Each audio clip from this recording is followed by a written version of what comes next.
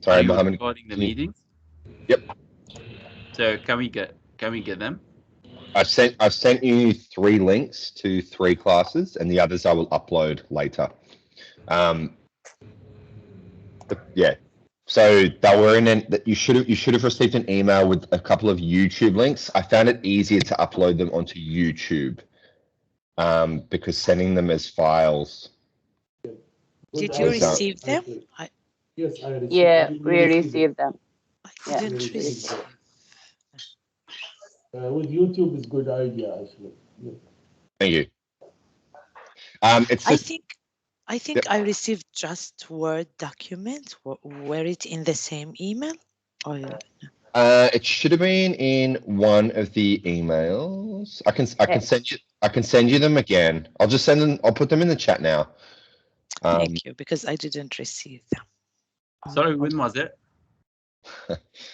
It was probably on I think it would have been on Wednesday or maybe Thursday. Last Friday? week. Okay. Yeah, Friday you should have received the materials, but maybe not the The link. excuse me, maybe not the links. Yeah.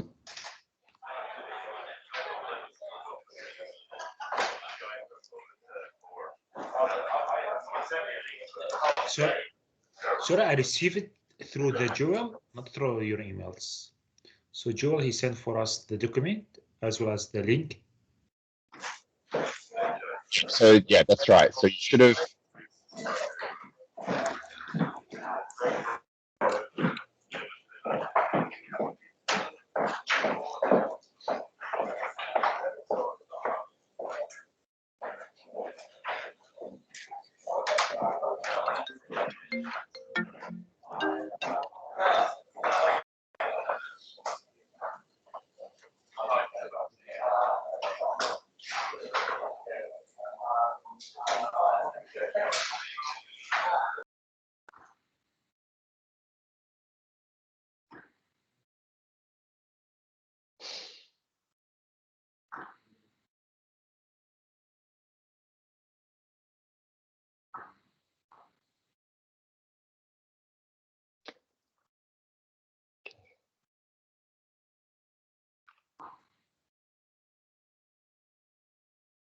So Racha, I've just put in one of the links. And the other link is here. I think I didn't notice them. It's down in the email. I just downloaded the materials, the words, but it's in the email now. I checked it. It's okay. Thank you. Cool. Yeah, it wasn't shown on the screen, so I just downloaded the Word document last week. Yeah, but Cool. yeah, thank you again. That's all right. That's all right. But yeah, I've put the links in there just in case you didn't receive them or if anyone has lost them, they are there. All right, cool. So today we are doing a listening lesson. Okay, we'll be doing a listening lesson. And then once we have finished the listening lesson, so that will involve a little bit of speaking and also some vocabulary. Once we have finished the listening lesson, we will have a 10 or 15 minute break. And then Frederic will be coming in to do a referencing session with you guys. Okay, and all of this will be on the same recording. And then that will be for about an hour. And then, yeah, then you'll be finished. Okay, so listening first and then referencing with a 10 or 15 minute break in between. Yeah, should be good. I think you guys will enjoy it. Are there any questions about any of that so far?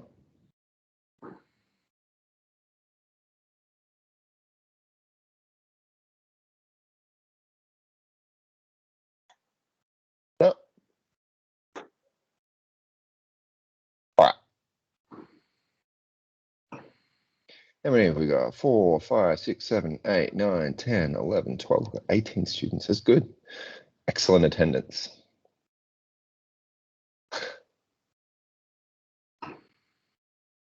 All right, guys, I'm going to put you in groups of 3 or 4, and I'll give you about 3 about 3 discussion questions.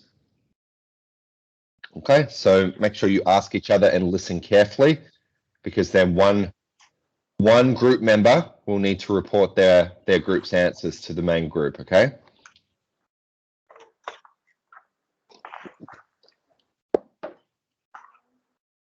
All right, I'll give you instructions when your groups have started.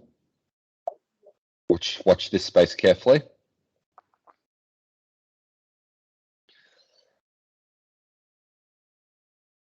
Kevin's chair is a computer games chair.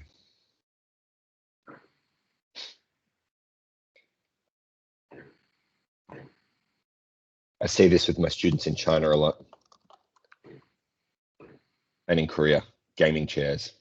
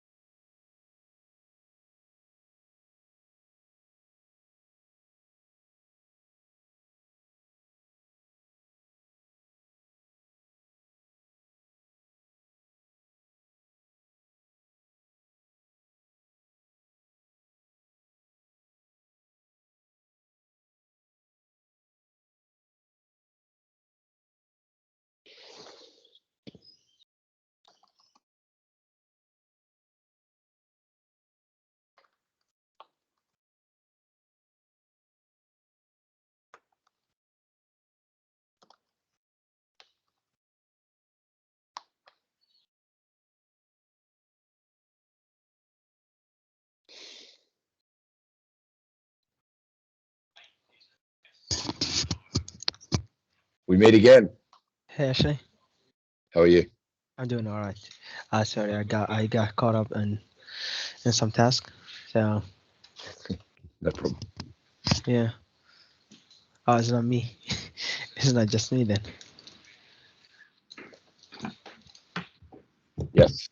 I'm trying to move you though. I moved you. Do you want a room? Yes.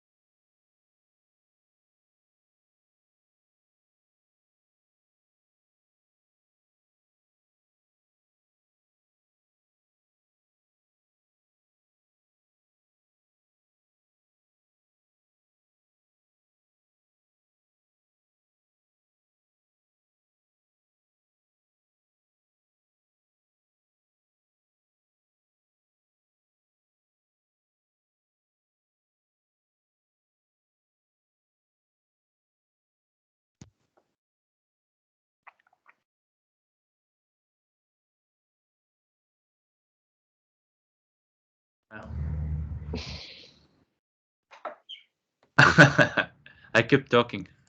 Yeah. I always ask him to send me, to text me, not talk to me, text me. Just yeah, we are talking actually about the scams. Scammers.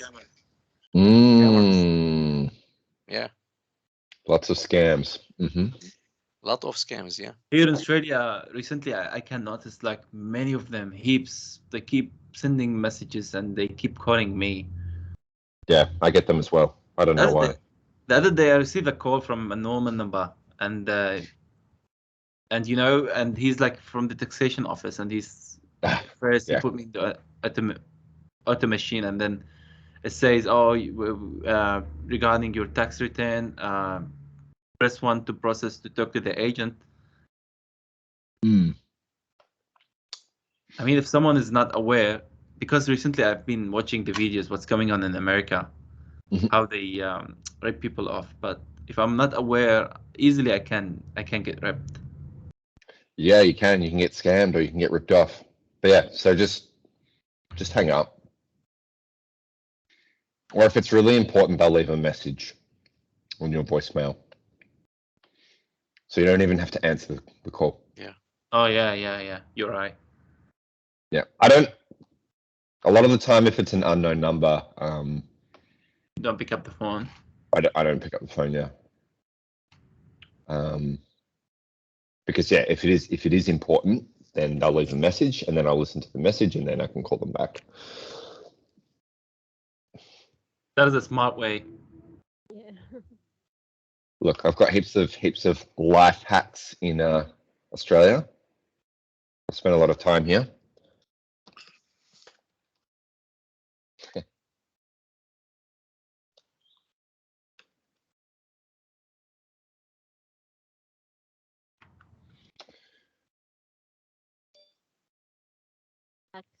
Okay.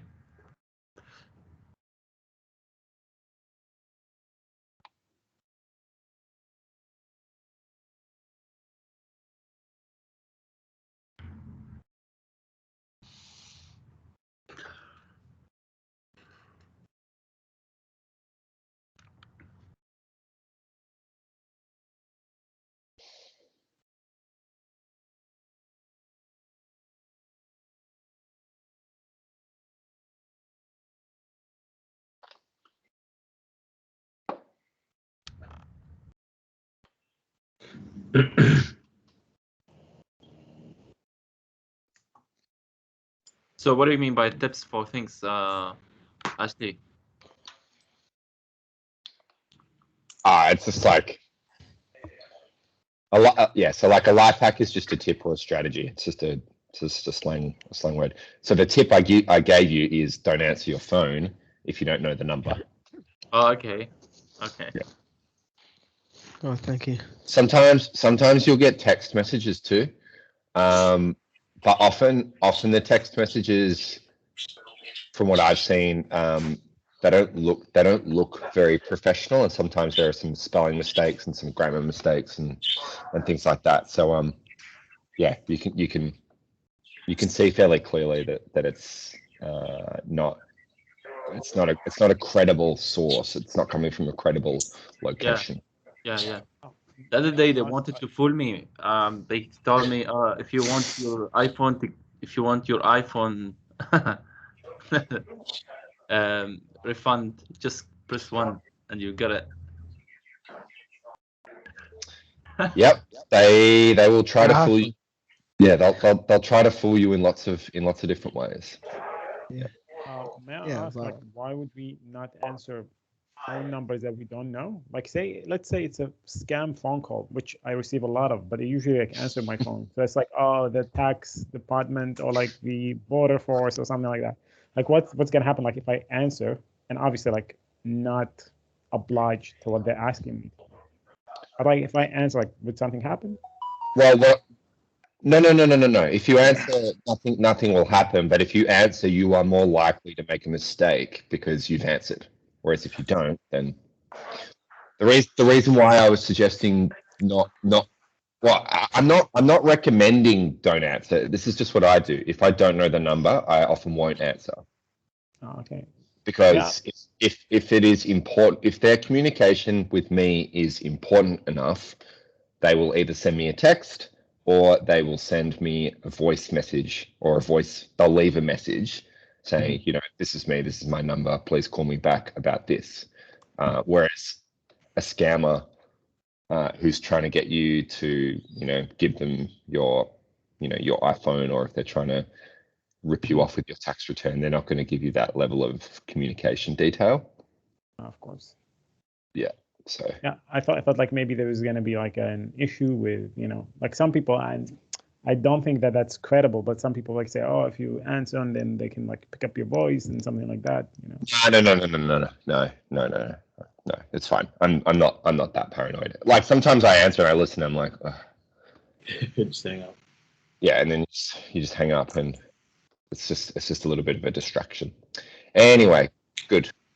All right, room 1, your answers. This is Abdul Nasser's group.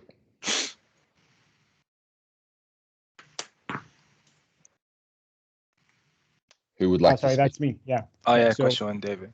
Yeah. So question number 1 was what would be the ideal role of cars in an ideal city or town? And what we discussed was that ideally you'd have a sort of like a system of sharing those cars, and it could be with self-driving cars, or it could be even like with the current method we have, something maybe in a way similar to Uber, but with enough people actually using it, you can cut down the traffic on the streets. And the idea behind that would be that a person, like even if you drive, like say for 2 or 3 hours a day, most of your day you're not using your car. It could be like over 20 hours per day. So ideally, if enough number of people are using that sort of a system, by sharing cars in an efficient system, you can actually cut down traffic and even cut down costs. And it would be much easier with self-driving cars, but it doesn't even have to be self-driving cars. Like could be something like Uber again. And that was like our idea of an ideal use or situation or system for cars in an ideal city or town. Okay, cool. So shifting more towards a rideshare sort of system. Okay, which is what Uber is. All right, great, cool. Thank you. Group 2, what do you think? In an ideal town or city, what role should cars play in our transportation system? Group 2 being Nabil's group. Yeah, so we say that in a perfect city, the transportation system should be very advanced. So at least we've got metros connected to the suburbs and cover the 1 kilometer in a radius. But for people who's going for shopping or something like that, eventually they need a private or shared transportation, like cars, or in back home we use the buses, shared buses, but the buses is not like this one, the big ones, because these big ones are pretty slow compared to the other ones that, the vans.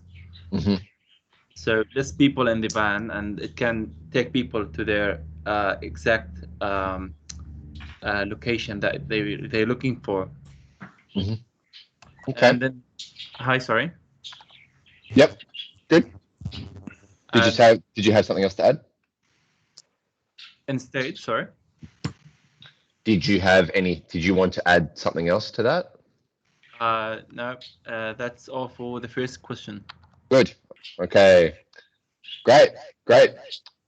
So there is scope for private vehicles, perhaps with specific purposes, like going shopping. Like you need to put your things somewhere. I understand that. I personally don't own a car. So whenever I go shopping, it has to be within walking distance, and I don't buy much. Maybe. Ashley, Yep. can I ask a question? You can. So, if you have like, for example, 3 kids, Yeah. what you will do? Well, I don't. So I. If you Yeah, look, good conditional question. I mean, if I had 3 kids, I would buy a car, probably, yeah. Yes. But I don't. Well, I mean, that, like it's simple for me. I live alone in this in an apartment that's fairly well connected to a variety of different shops, and I can go every day or every second day and buy the things I need. It's convenient for me. But yeah, I understand if you've got, like, if you're not close to a shopping center and if you have children, then of course the argument for car ownership is much stronger. I appreciate that. Good. Okay, Mohammed Said, your group. Okay, I'll be speaking up. Okay, the first question when it comes to the rules of cars in an ideal city, we agreed on that. Like, if it's a perfect city, you shouldn't be needing cars. They should be like good public transport in place. So there must be like a variety of like transportation modes, and this transportation mode should be like reliable. So in that case, you shouldn't be needing like a car in a city or a town. The second question was about that's why, like, we answered our second question saying, like, if all of that in place, like, you shouldn't be needing a car. At the same time, the last question, self-driving cars, we agreed that it's not like a solution for the transportation system, because it will still add on to the there will still be like traffic jams. There will be like more cars in place. So for us, like, it's better to have like a public transport, like go into a group, like carpooling. So that's our answer for the question.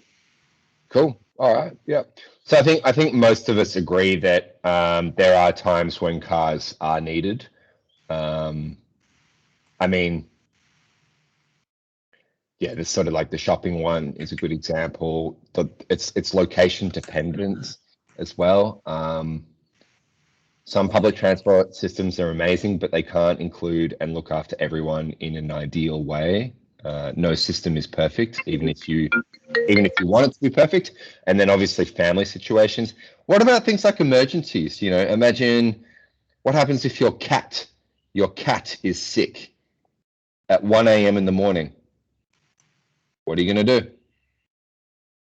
Put it on a train? If it's a cat, I would just wait for the next morning. What You need the car in this case. What if the cat will not survive the night? Yes, that's right. You need to drive the cat. You need to drive the cat to the emergency vet. Yeah, that's right. This is what we talked about. Yeah. In our group, we talked about emergency. We talked about going to the site, which is far from the public transport, and you need to stay for a long time. That will not be that the public transport may not be running. We also talked about in ideal city, as you all said, we need it for something special. We can use public transport in the time that it runs. Maybe we can think of reducing the number of the cars at home. So we don't need 3 or 4. We discussed this.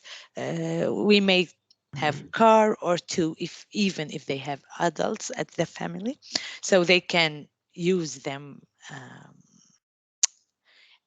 All of them, they can use 1 or 2 cars, and otherwise they can use public transport, so we can get a better city and ideal city. Excellent. Yeah.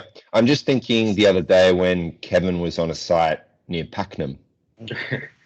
Like Pakenham is so far away, it's almost not in Melbourne. No. 2 hours of Melbourne. Yeah, Kevin, you live walking there. So. Yeah. And Kevin, you live near on the Sunbury line. Yeah, so like that's a long journey on the train. Yeah. And I'm not sure where the site was in relation. I know Pakenham Station is a good station. It's like a big station, and it's also the end of the line. But I mean, if you guys are going on site visits, then maybe you'll need, specific equipment as well. You can't, No. you don't carry that on a train for 2 hours. That's just a bit silly. So yeah, like there are boundaries, and the boundaries are flexible. But yeah, maybe the argument is, to just reduce our car usage. I've got some friends who will literally drive, like, if it would take 5 minutes to walk, they'll still drive. It's just like, Too comfortable. it's like, come on, guys. Like, yes, we're in lockdown, but you are allowed to walk. It's like one of the 5 things you're allowed to do. So you should go and do it. It's good for your health. And Convenience factor is really big, I think. Yep. Mohammed? it just clicked in my mind that in advanced city or ideal city, we should have this for private transportation to reduce the traffic jam. We should have this new cars that recently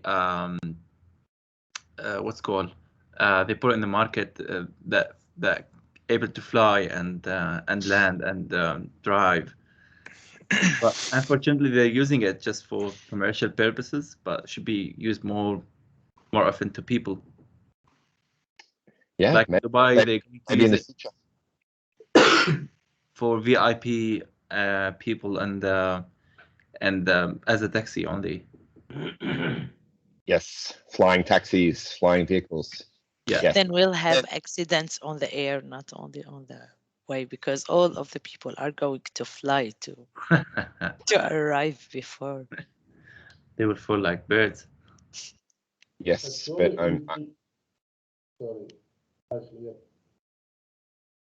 yeah, no, I was going to say, that's, as you guys are professionals in infrastructure, so that's a problem you can solve. I look forward to seeing your solutions. But actually, in Dubai, there is helicopter taxis, but it is very expensive. I think it would be in Tesla price, isn't it?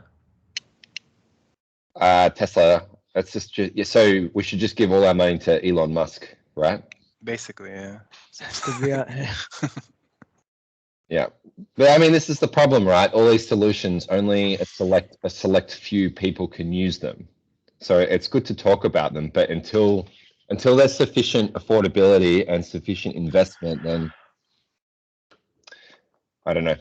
I don't want to sound too negative, but we'll have to just keep waiting. And in the meantime, do not look at Elon Musk's net worth. It will make you feel very angry. Elon Musk has more money than everybody. All right, good question. And Richard Branson, who wants to do those flights to Mars. All right, what was the last question? Self-driving cars. Any comments from any groups about self-driving cars? Maybe group 4 or group 5? Alfie, your group, any comments about the third question, self-driving cars? Yeah, we were talking about the artificial intelligence actually, and okay, yeah, and how it's going to be useful to be utilized with these self-driven cars, and that's definitely going to reduce the accidents. Also, it will reduce the traffic jam because the cars themselves can analyze the traffic flow, from different roads, and the car itself is going to choose the best way to go around those traffic jams. So this is one of the advantage of having those, advanced AI cars. And I think in the next few decades, we will have that kind of system in place. I believe that it's not only the the job of infrastructure engineers, it's also the job of mechatronics engineers, electrical, mechanical. So all these engineers together is going to shape the future and sort of change the way we live. Yeah, That's I agree. Yeah. Yeah, I agree. Yeah, self-driving cars. Interesting idea, isn't it? So Yeah. our team, you want to go, Russia? Go Yeah, for it. no, you go. It's okay. Yeah, so we discussed some ideas about this, whether the self-driving cars can have a big impact on traffic problems. Well, the first thing we mentioned that actually when we speak about traffic, we talk about a large number of cars in one space or in one place. And that's a common thing that in Melbourne or in Sydney we can see it, but it's not necessary that the traffic or traffic jam or these sort of problems can cause car accidents. But the main benefits of these types of cars, I mean, self-driving cars, that can actually cut the human factors that cause traffic, which sometimes people drive slowly when they are, when they are in a traffic, and so that can slow down the rest of cars behind them. That's what the main human factors in in causing a traffic jam. Yeah, we agree that sometimes a car accident can lead to traffic, but that's very exceptional situation. But I think the main question here that we are talking about traffic in general, not only traffic that caused by car accident. Yeah. Yeah. Okay. So congestion can be caused by a variety of things, not just accidents. Yeah. Of course. Yep. Yeah. Yep. Well, I mean that's the thing that many of you guys will be familiar with level crossings. They used to cause really bad traffic problems. Well, that was. I mean, that was what I was always told. I don't know really because I don't drive a car, so I've never been stuck behind the boom gates. But that's just another example of congestion. It's not just about accidents. Yeah, cool, good, thank you, Rasha. In our group, we talked about the self-driving cars and if it's useful.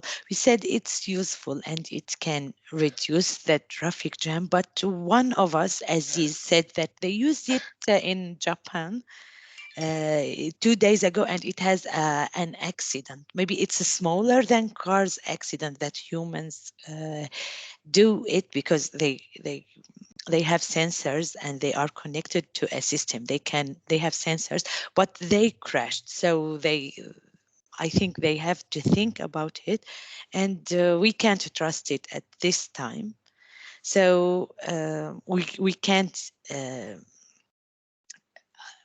imagine if it's good or not, if it will reduce the problems or maybe it will increase the problems. Yes, that's I think a lot of this comes down to the fact that humans love control. And we see this now with a variety of things, especially in driverless cars, vaccination debates. People like control. They want to know exactly what's going to happen. And I think the driverless cars, there's an element of a lack of control, and that's the same with. I think sometimes that's why people don't like being in airplanes because they have no control. Yeah, that's right. We trust ourselves or what we see more than the system. So it's, I mean, maybe human minds need to be a bit more sort of flexible and a little bit more relaxed and open to changing the barometers of control for driverless cars to be a thing. But yeah, I mean, it's an interesting idea. It's kind of scary, but I reckon it's pretty cool. Okay, what about if those cars, because they are connected to internet, what about if they got hacked? And then that can cause big problem for society or for people who are sitting there. Wow, it's another philosophical question you've posed, Rahim. Your philosophy background is It is coming through it is again. it is as if someone who can drive. It has the same threat of someone who can drive, and he's behind a steering wheel. So I don't think like we should disregard the driven cars because of this reason. Yeah, no, I agree. I think We humans just assess the risks, man. yeah. It's like No, no, we still like even if you went to the highway right now, you're gonna see a lot of people who can't drive, and they're still in the way. Yeah, We- I agree. There are some bad drivers. There are some very stressed out drivers. There are some very tired drivers, some drivers that have driven long distances. I mean, recently, in Perth, in Western Australia, they have had a few coronavirus cases because the drivers drove from Sydney to Melbourne and then to Perth. Like that is a huge distance. That's like 5,000 kilometers. And like that's what people do for work. Like it's extremely tiring. So when you are if you're driving those kind of distances, then maybe you are at risk of having a crash. But Rahim, back to your internet security. Look, I don't know. I'm not from an IT background, but I assume that companies and internet service providers would work fairly carefully to best ensure that these systems couldn't be hacked. But I mean, aren't there bigger things to hack? they can like when people can hack like a dam in New York, which is a government and very strategic place. So definitely a car is nothing for them. But yes.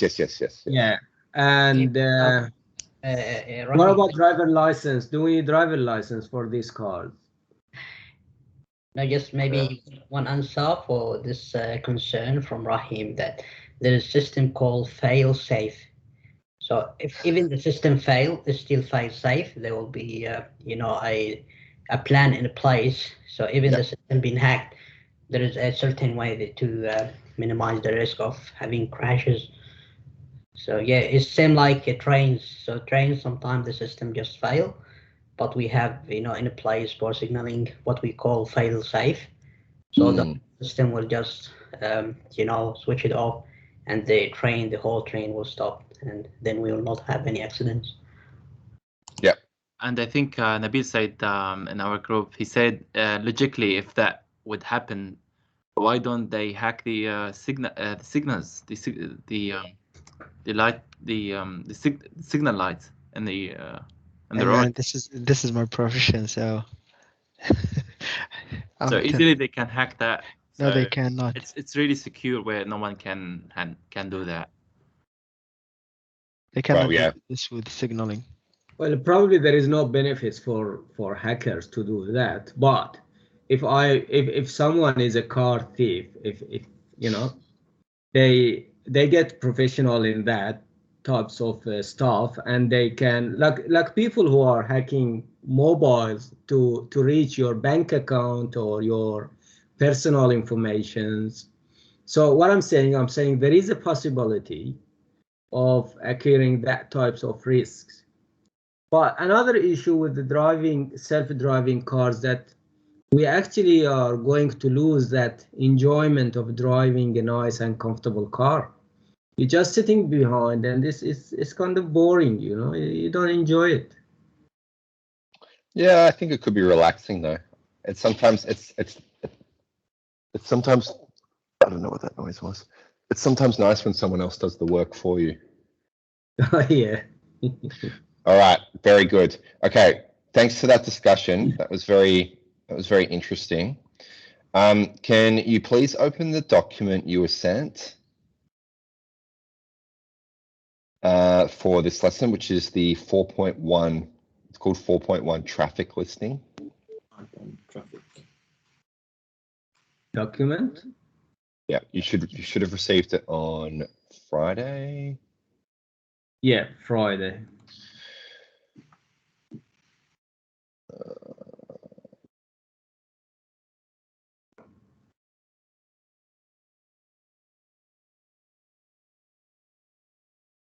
Phantom traffic. Yeah.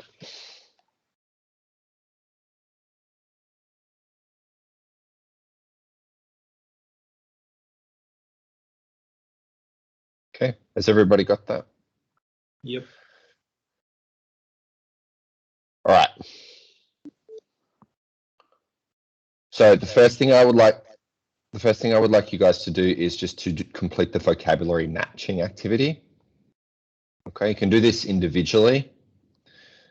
Okay, so just match the correct word on the left with the definition on the right.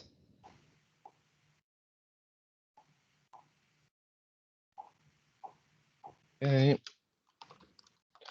Match the word on the left.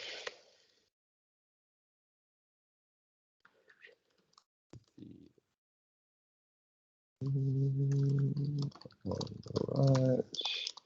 Let me know when you're finished.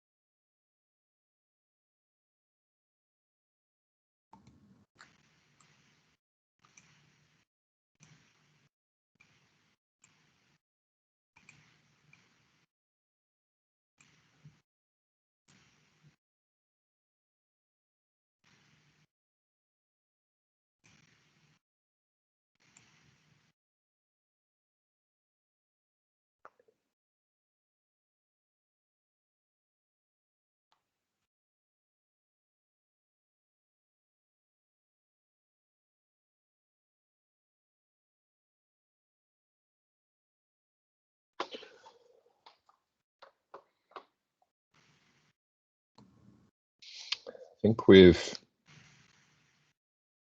almost achieved herd completion.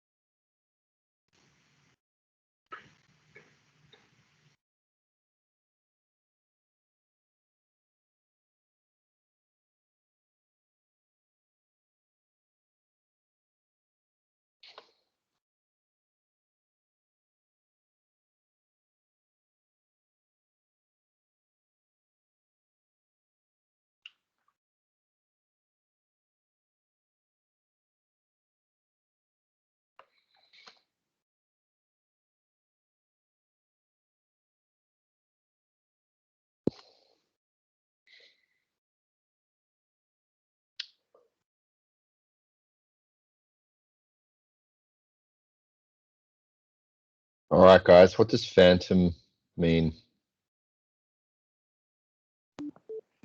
Not real, but felt or experienced as something real. Yep. Okay. Good. Connect that to one. What about a model? Model a set of IDs and numbers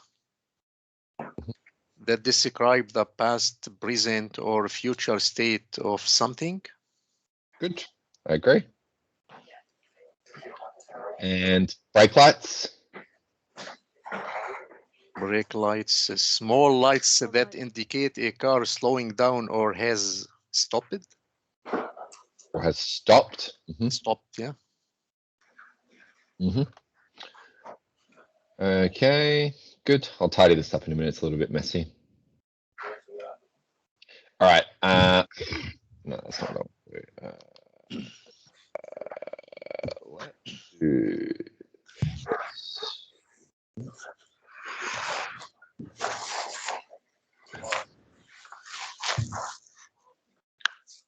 that's better. Okay. What about chain of events? A number of actions and their effects that are linked together. Yep. And low density. A small number of something in an area. Yep. Good. Okay. So small, but usually in a like the area dominates the number. Okay. Good. Disturbance. Distributions. A change in position or order. Yep, that's what it means in this context. Yep. Okay, very good. And to amplify. To make something bigger or louder. Very good. Okay. Yeah, very good. Okay. Any questions about those?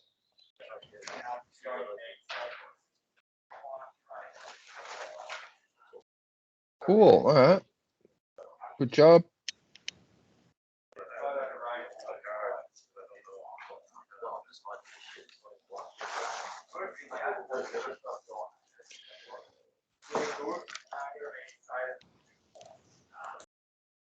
All right.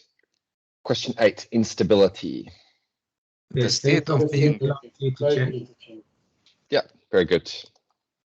Okay. Life at the moment, bit of instability, but that's okay. What about a wave? Irregular and repeated. Irregular and repeated. Something happens. Wave. A large number of people or things that do something together. No. Yeah. Yeah, I agree. I agree with that number of people or things. Yeah, I think that's the best definition, and you will see soon why. So just bear with me for those that had a different answer. To counteract. To contact. To act against something. Acting against something. Yeah. Very good.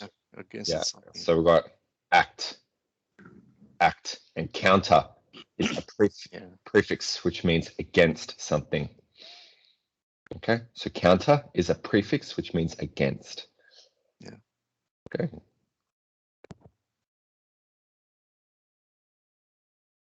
Yeah. All right. Now, what does uniform mean? Staying the same at all times.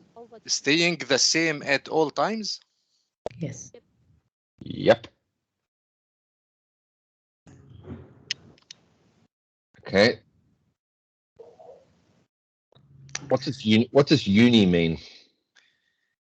Uni the same, yeah. Yeah, it means the same. Yeah. But really it means similar. It means staying the same, so staying to one thing at all times. Yeah. Okay, which is where the uni. So for example, a unicycle is a bicycle with one wheel. University. That's right. One universe. Get all the knowledge. Get all the knowledge together. Okay. Yeah. Okay. All right. Autonomous. Acting separately from other things or people. Yeah. Yep. Very good. And Is it independent? Yep. That's a good synonym. Patterns. The regular and repeated way in which something happens and done. Okay. Yeah, correct. Yeah. Good. Thank you, Racha. That was good. Okay, and prevent. To act Stop something from happening. Very good. To stop something from happening. That's right. Okay, to stop something from happening. All right.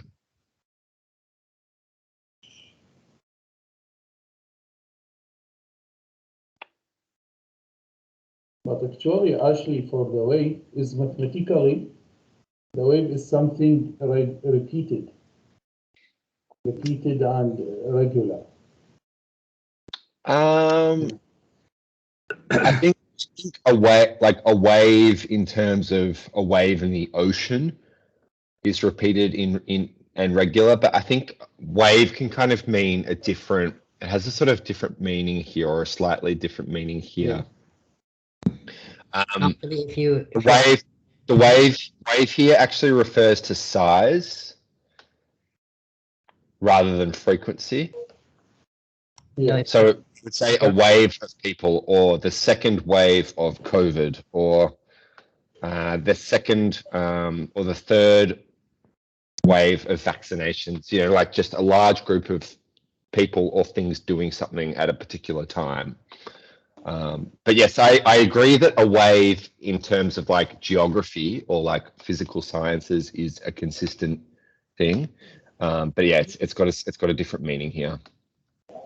Yeah, the best example, Mustafa, if you see the football fans, you know, just call them wave of people, you know, chanting together. So that's the example. Or people come in waves. So people enter the football stadium in large groups. They come in waves. Yeah. All right. Cool, guys. So what we will do now is we will do the gap fill activity. So we will listen to the presentation, okay? And in these little spots here, you need to add in the missing word.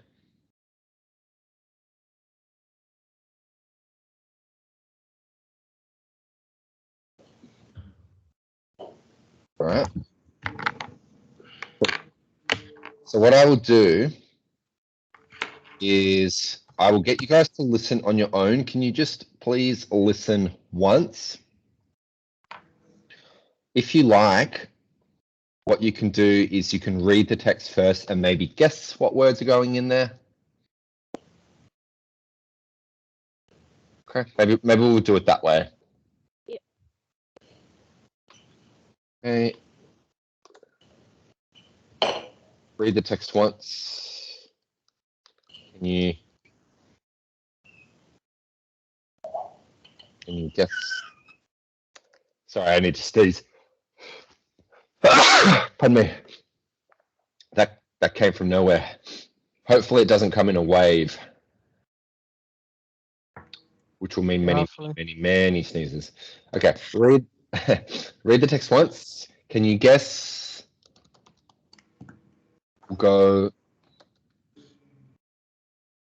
the gap. Okay. And then after, listen once and fill in the gaps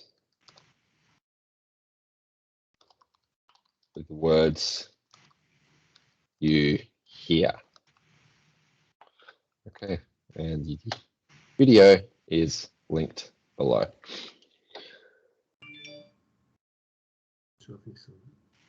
Cool. And then lastly, let me know when you've finished. Cool. Any questions?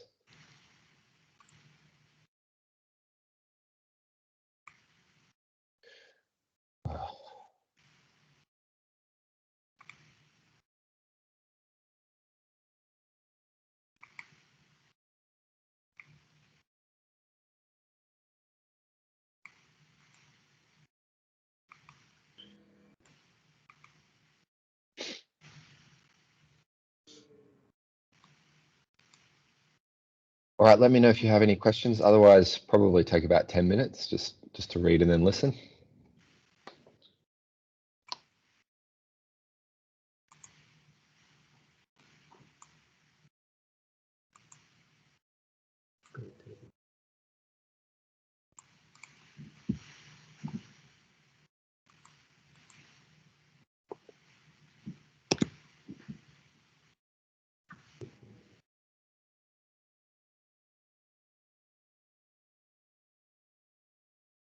Why should you invest in stocks on eToro? With eToro, I can invest in US stocks with zero commission. eToro's got a wide variety of US stocks from almost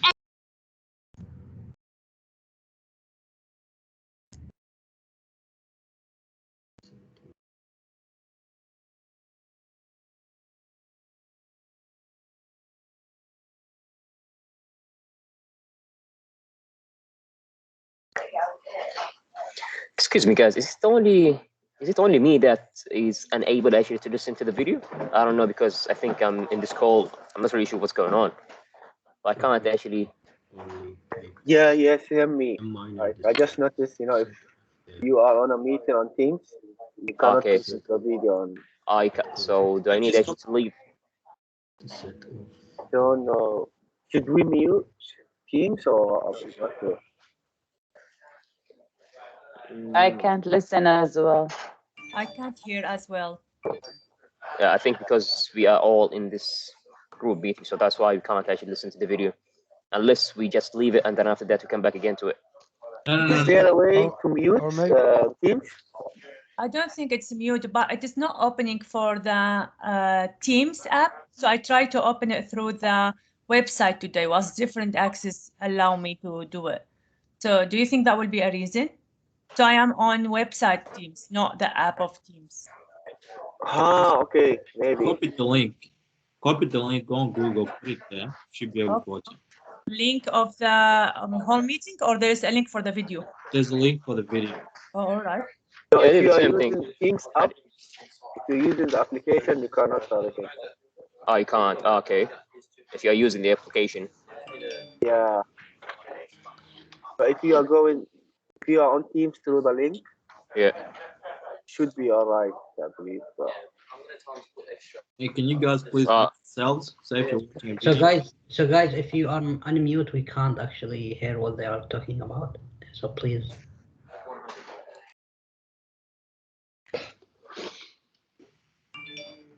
Abdulaziz. Can you guys, please, can you unmute yourself?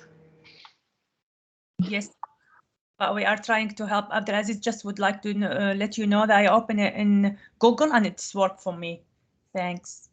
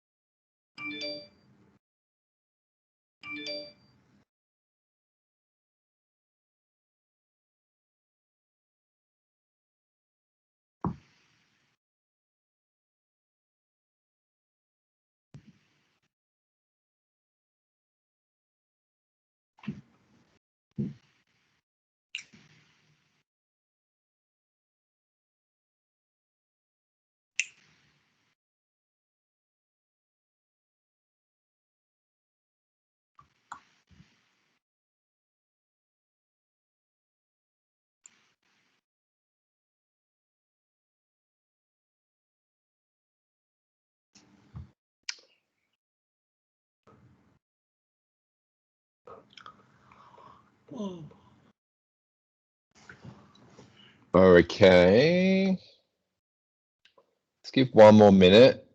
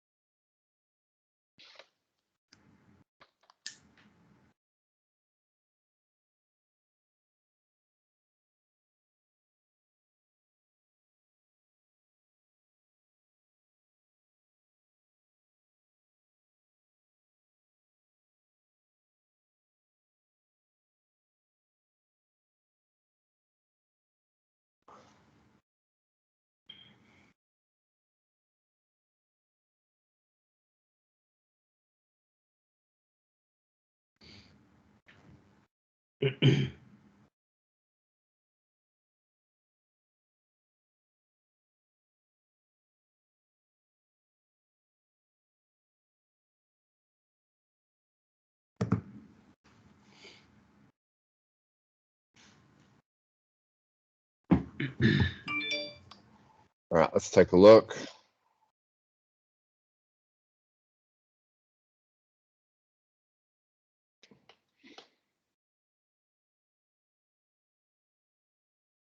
All right, number one. Car. Brake lights. Brake lights. Yes. Endless rows of Brake lights. brake lights.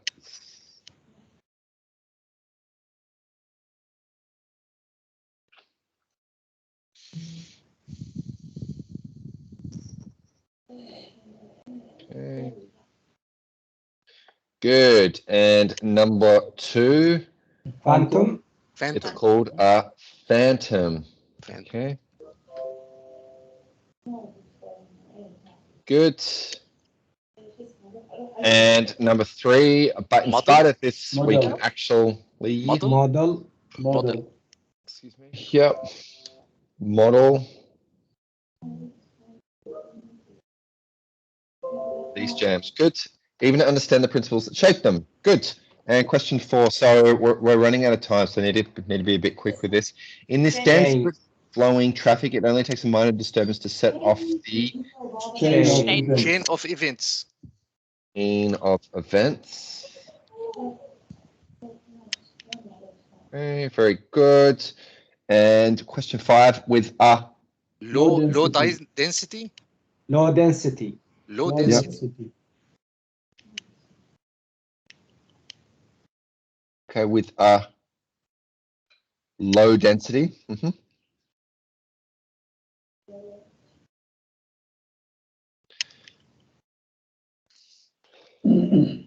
Okay, with a low density of cars on the road, traffic flows smoothly because small Disturbances. Disturbances. Good. Okay, good. Question seven. Begins to display dynamic stability, meaning small disturbances are Amplified. amplified. Good. Okay.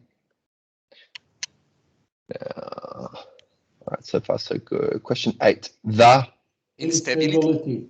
Instability. Good. Okay, you guys are doing very well. Instability. Okay, is a positive feedback loop. 9. This strengthens. Wave. Sorry. Wave. The wave. This strengthens. The wave. Yeah, it is a wave. Yes, the wave. The wave. Okay, good.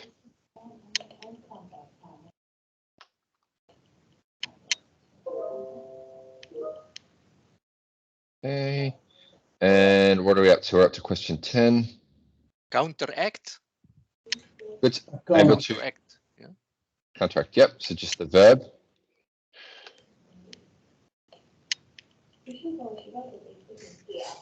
All right. Question 11. These vehicles would maintain a Uniform. Uniform. uniform. Okay. Uniform speed. Safety permitting. Okay. That matches the average speed of overall flow. All right. Question 12 and Prevent. Reduce and even prevent. Prevent. Yeah, sorry. Sorry. All right. Good. Any questions? All good.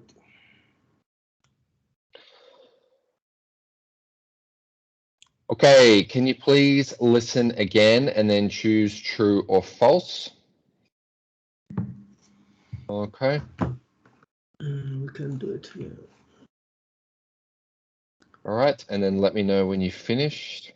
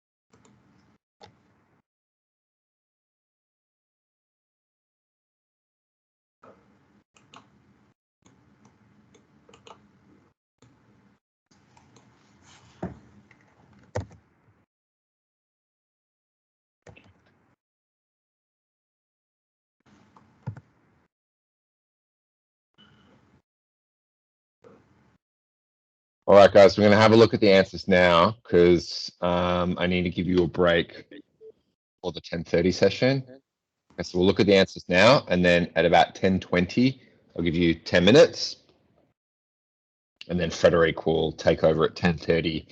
I'll still be in the meeting because I'll be recording it, but then Frederic will be taking over for the referencing session. Okay, so I'm sorry it's a little bit rushed, but you know, it is what it is.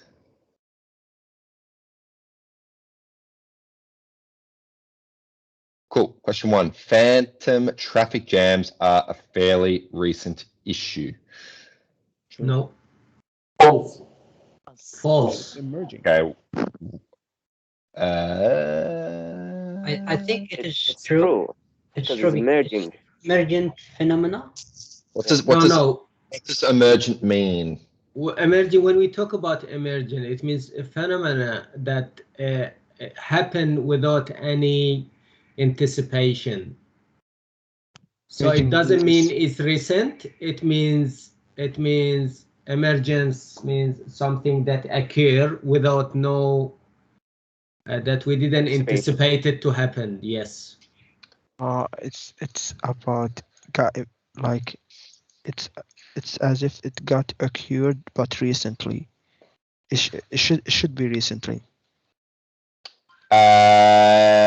It's something. It is something that has occurred, but it has been developing. Okay, so if something has been developing, then it develops over time. So not instantly. It's not instant. It's over time. So yes, it occurs, but it's a process. Okay. So I would say that it's actually false, because it's been happening over time. Recent means that it would happen, you know, last year or in the last few years, but it's emerged over time. All right, cool. Question number 2. There is a strong possibility that phantom jams won't happen in the future. It's true. True. True. Yeah. Okay, now.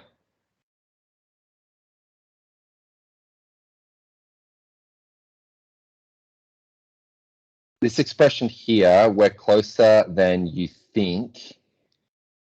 We're closer than you might think to preventing this kind of traffic in the future. So when we use this expression, people are confident that it will people are confident some change or something will happen. Yeah. Okay. Question 3. It takes a significant disturbance to begin the chain of events that leads to traffic jams. False. False. Okay, good. False. Why? It takes a minor disturbance. Minor. Okay, good. Very good paraphrasing. Okay. So minor is obviously the opposite to significant. Yeah. All right. Good. Question 4. The stop and go traffic waves can affect a very large number of vehicles on the road. True. Yeah. Yes. True. True. Okay, good. And where can we see this in the text or in the audio? Stop and go.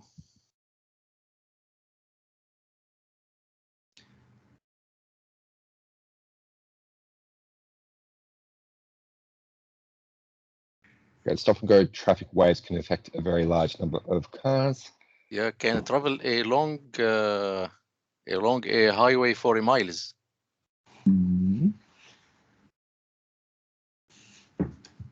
No, it is includes that including number 4, a chain of events. No, creating a wave of brake lights. Yeah, at the end of this paragraph is talking about this stop and go waves can travel along a highway for miles. Yeah, I guess it's kind of Yeah. I guess it's sort of implied. Yeah. Okay. Yeah, for a miles. Yeah. Yeah. All right. Question 5. The behavior of traffic lights can alter when cars are under 35 meters from each other. True. True. Yeah. True. Okay, good. Right. And why true? It says less than 35 meters Yeah. in distance, so it's under. All right, good.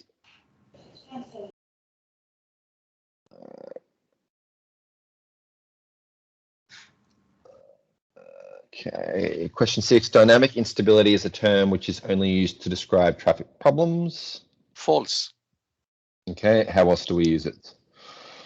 Was because he is talking about dynamic instability isn't unique to phantom traffic jams.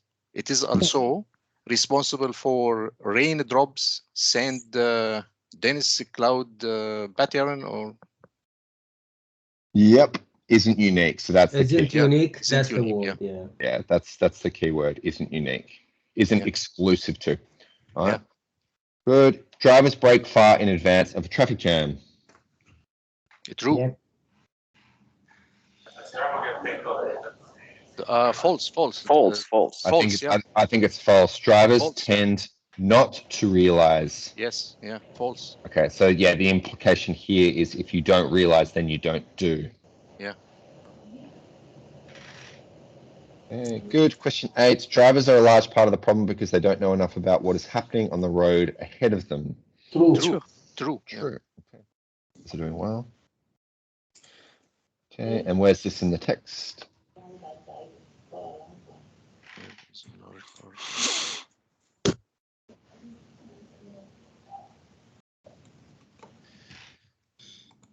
Okay, conditions ahead of them. Yeah. Yep. Drivers. Two more.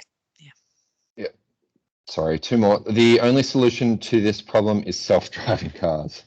False. Yeah, maybe that's a bit extreme. Yeah.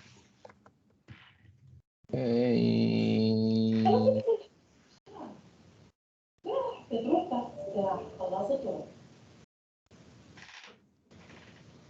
All right.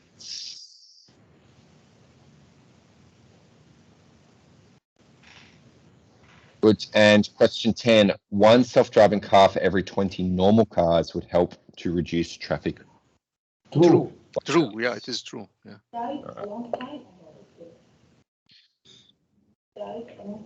Cool. All right. One autonomous vehicle for Autonomous. every 20 human. Yeah. Autonomous. Yeah. Autonomous. All right. Good. All right, guys. Thank you very much. Can you please go on a 10-minute break? Please return at 10:35. Yep. And I will send the recordings to either Joel or Adam, who will send them to you. I will also send the copy of this particular document with our notes to you guys as well. Thank you. Thank you for your good work, and see you in 10 minutes. Thanks, Ashley. Thank you. Okay. Thanks. Cheers. Bye. See you soon. Hi. Hi. Bye. 10 minutes? Hi, Ashley. Frederic, Can hello. you hear me? Okay. Yes. Yeah, Yes. hi. So I'm supposed to work with these guys for about an hour or just under an hour? Yeah. Yeah, okay. Yeah, but that'll be fine. Yeah. Are they having a quick break? Is that why you said 10 minutes? Okay. No worries. That's fine. Because I won't need an hour. 50 minutes is plenty. That's fine. Great. Yeah, they've been with me. Okay, no worries. So yeah. Yeah, okay, cool. All right then.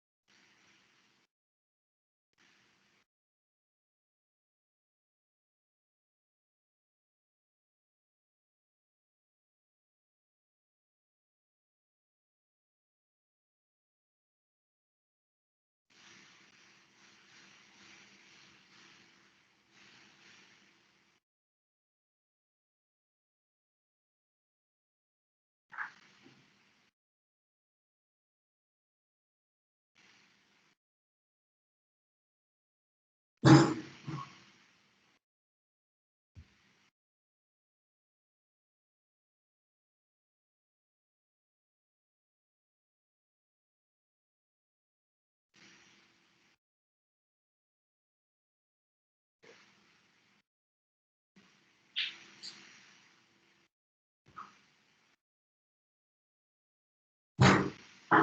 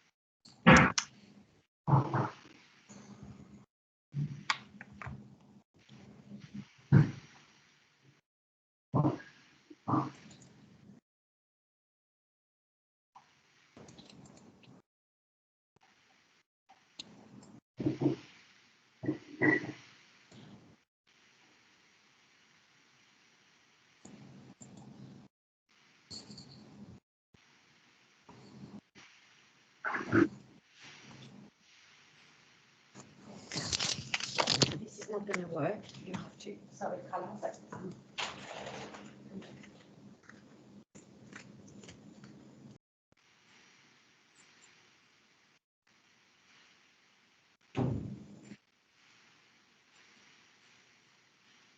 you can't disrupt me. Sorry.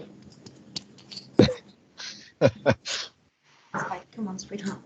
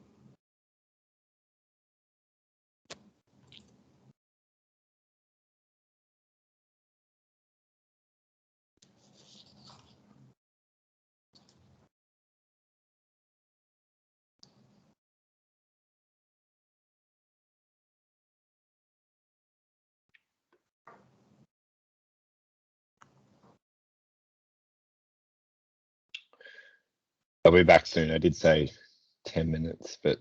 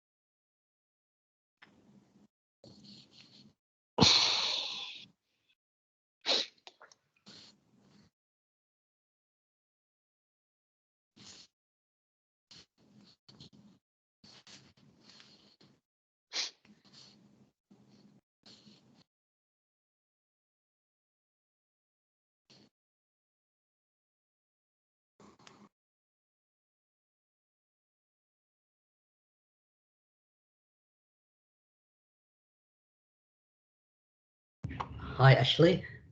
Hello. Yeah, can I just get this chance to send our survey to the chat? It's just a link. It will take them to the survey, and it will not take like 2 minutes from them. Yeah, maybe at the end of the class. Sure. Yeah.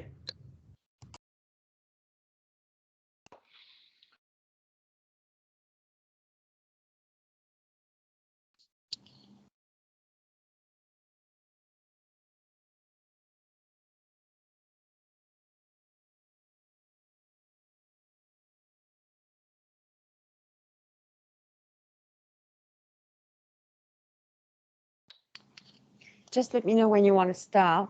I can't, when I'm in presentation mode, I can't see much. So, and hopefully my connection will be better. I've just restarted my modem.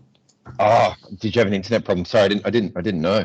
Yeah, no, I had to get out and restart my modem, so I just wait. But you said they were having a break anyway, so I'm ready to go. Yeah. I think they're back. It's up to you. They're just being a little bit quiet. Yeah. So maybe we'll start in like 1 or 2 minutes. Yeah, that's fine. Cool. I'll leave my camera on, but I'll probably just let me know if it's not working, and I'll just turn off my. Although I don't need my camera when I'm speaking, so I need to introduce myself really. Yeah, so I can see your slides really clearly. They look really good. Yeah. And I can see But I had trouble hearing you. I had trouble hearing you when you were speaking before. Oh, So really? that's why I had but it's my connection probably. So I've just restarted my modem. Hopefully it will be okay. Ugh, how annoying. Yep.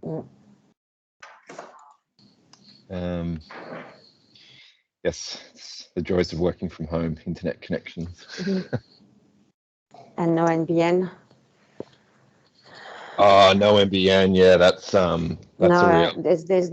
There's no parts available. So I'm just stuck with a SIM card, like SIM modem. You know those broadband modems.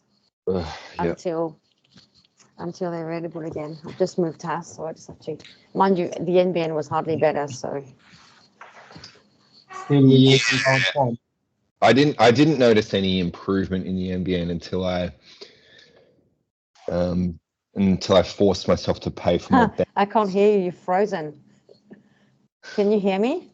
I can hear you. Yeah, your face is frozen, but I can hear you. I can't hear you. So hang on a sec. I can't hear. Can you hear me?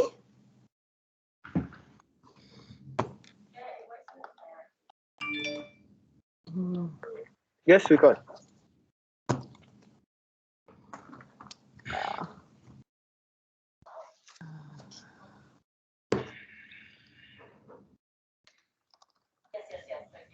Still we are using our phone. No wireless.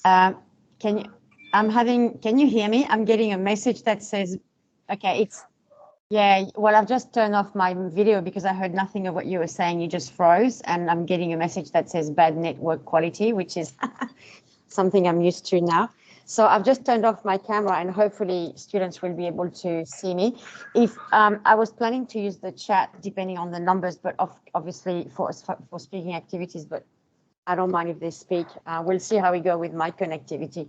Maybe the chat, hopefully the chat will be a better option. So we'll see how we go. Can you hear us clearly? So do you want me to get started? Can we start now? Yeah, we're just wondering. Can you hear me clearly, everyone?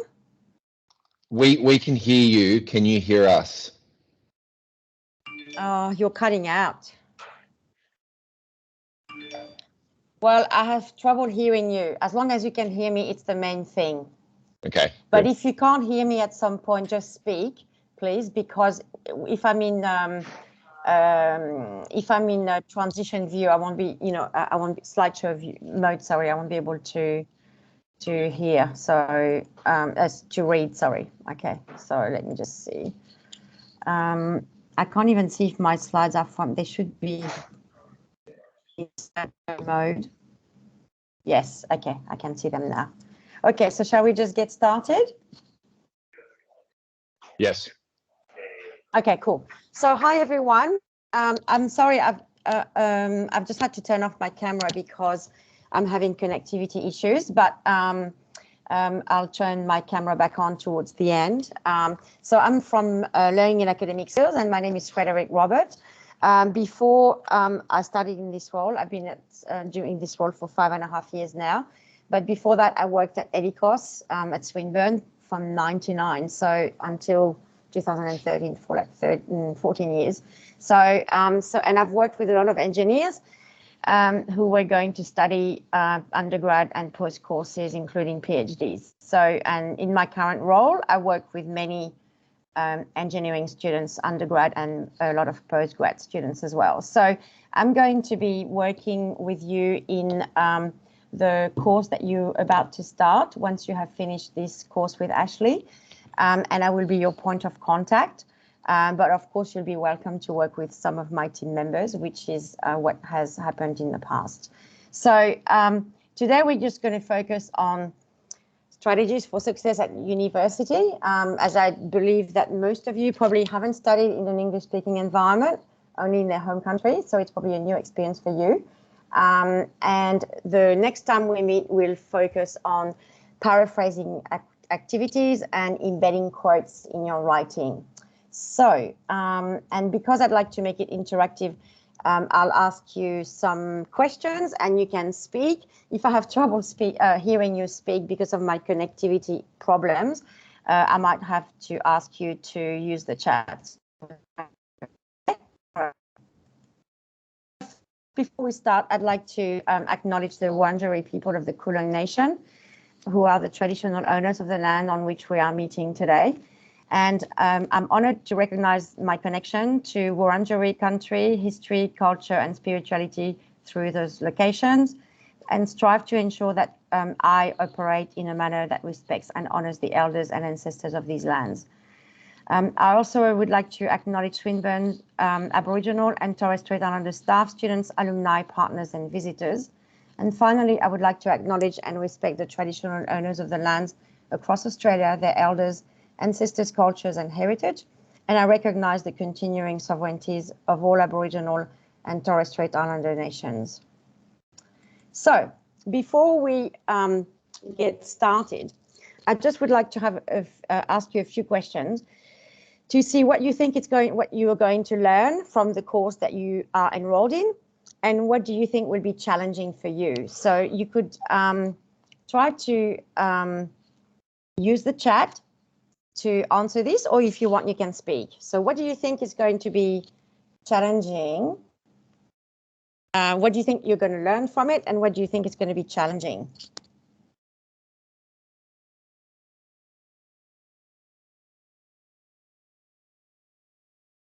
I'm happy to go with the question. Can you still see the slides, Ashley? Yes. I've just minimized my screen. Yep. Okay, cool. All right. Sandra, did Sorry, you? what was that? Yeah. Yeah, I'm happy to answer the question from first one. I think I will learn a lot about the infrastructure and What do you mean by infrastructure? So in Melbourne, we have. You mean in engineering? You mean the content? Absolutely, yes. Engineering infrastructure, especially here in Melbourne, we have a lot of work going in coming years, big projects. So that generally will include any engineering infrastructure side. And the challenging is always asking myself, because I am electrical engineer, so my background is electrical, so maybe the infrastructure will match more the contents of the civil engineers subjects they've been like, all the bachelor focus in. However, with the electrical and computer engineer, I don't know how that will be easier or not. I believe it will be harder for electrical engineers.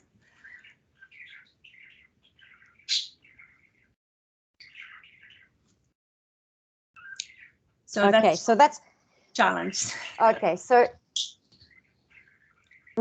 so this is related to content, because you're gonna go. I'm having trouble with connectivity, hearing you. You're cutting out because of my connection. But basically, so your concern, or what you're going to be learning probably, is more about infrastructure when your background is electrical. Am I right? That's right. And this might be the case for other engineers amongst you. I'm just looking in the chat. Some of you are saying managing time between work and study. So I will assume that others feel the same.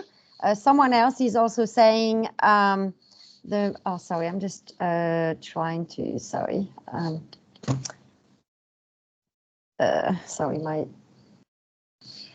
also improving listening and improving your accent. So that's related to language skills. Any other points?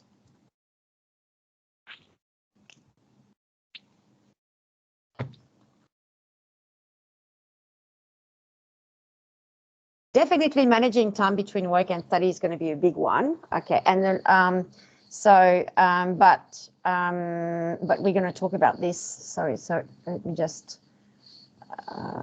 Sorry, I'm struggling. I'm used to being on Collaborate, which is easier for me.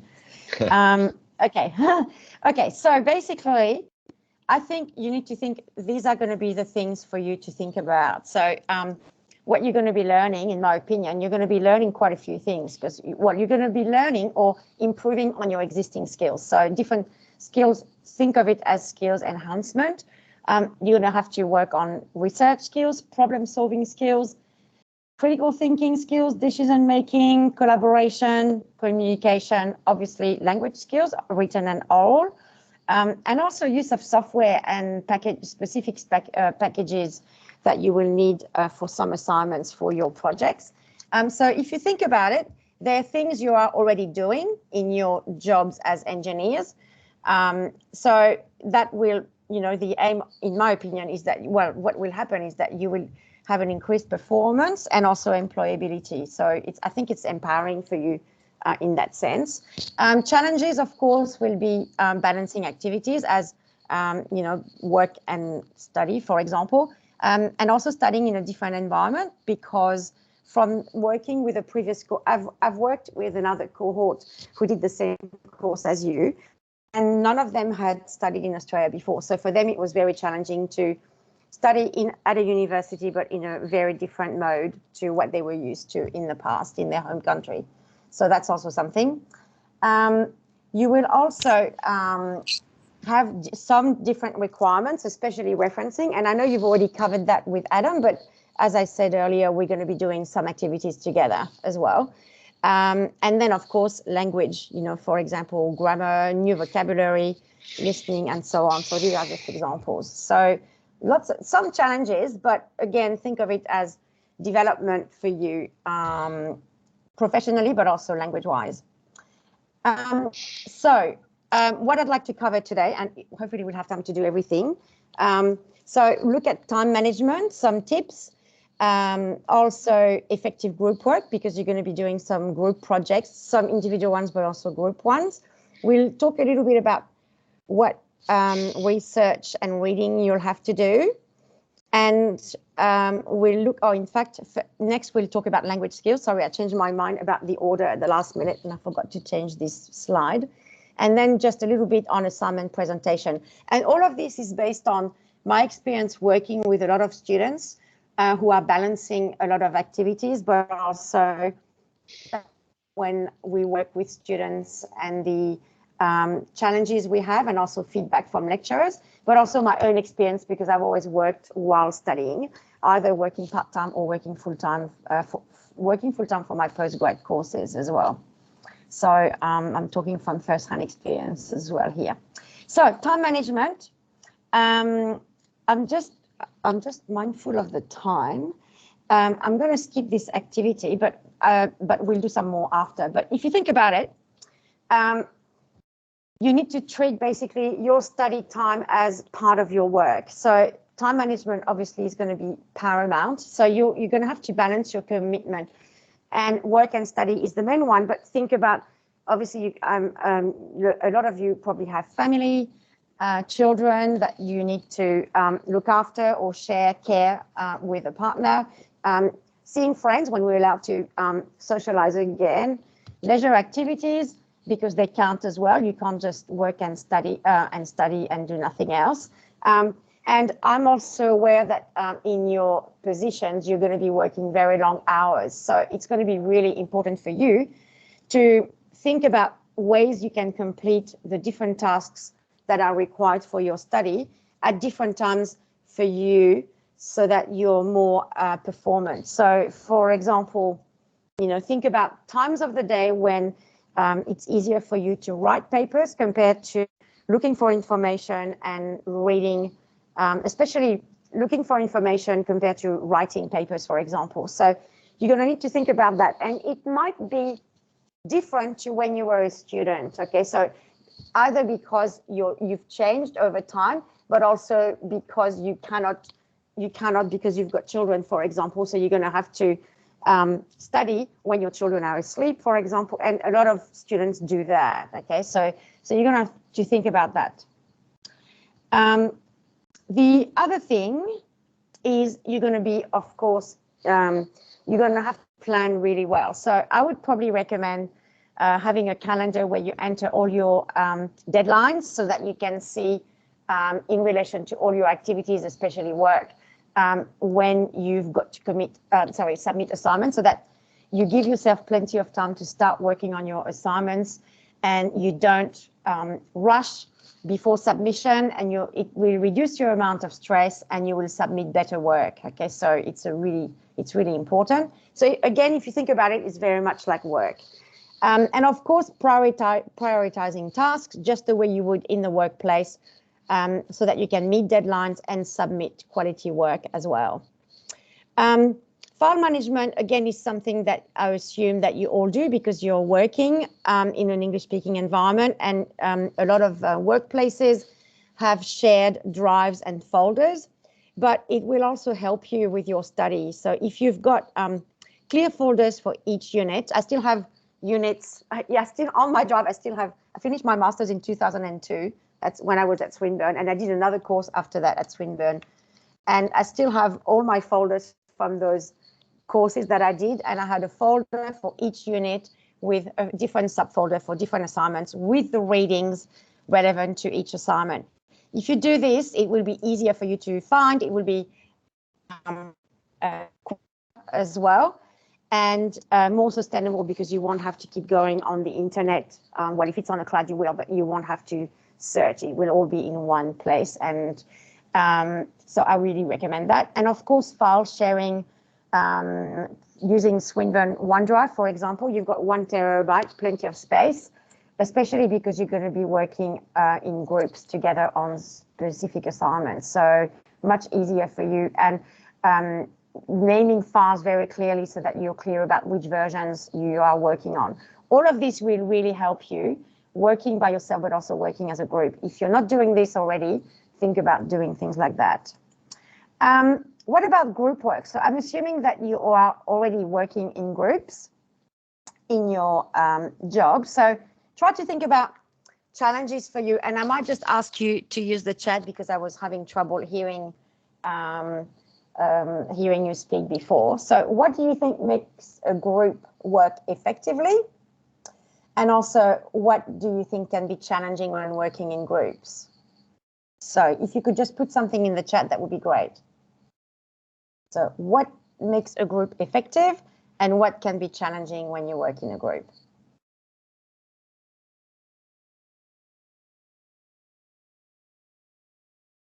Same interests and goals. Yes. Okay. And this is so interesting. The goal as well, your goal, very important. Okay. So doing well, getting a really good mark, being, you know, so thinking about that goal. Yes.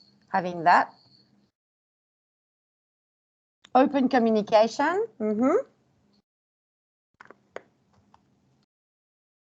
Anything else? Think about your work experience. What makes you work well as a team? Commitment. Absolutely. Clear role.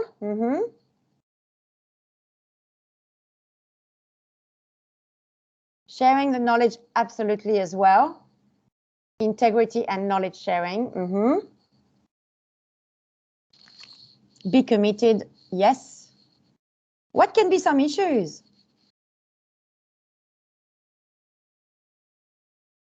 Hopefully you won't have issues, but what could be some issues? Or things you have encountered in the past? Time conflicts, prioritizing. Maybe you don't all prioritize the same things. I'm not sure what you mean by time conflicts. Maybe you mean like people who are not free at the same time? Free rider. Okay, hopefully that won't happen. Okay, in the workplace, you don't get away with, you know, being lazy most of the time. So, basically, you should, yeah. So, yeah, uncommon language. So, language difficulties can be an issue as well. Communication breakdowns. Yes. Okay. All right. So let's just have a look at. We'll focus more on the positive, understanding the topic on the same level. And so a lot of these issues can be resolved with clear communication as well, and working on communication skills. So that will also, and we'll talk about language later. So let me just go back to my slides. Okay. Oh, sorry.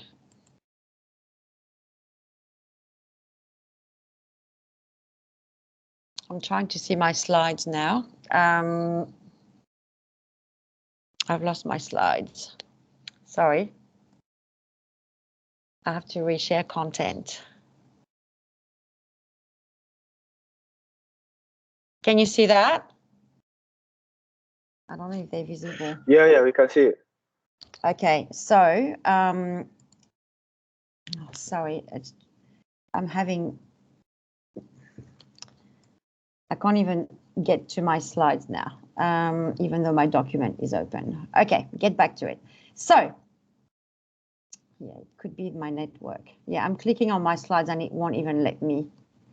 It's gone to the wrong slides. Okay, so let's get back to, oops, sorry.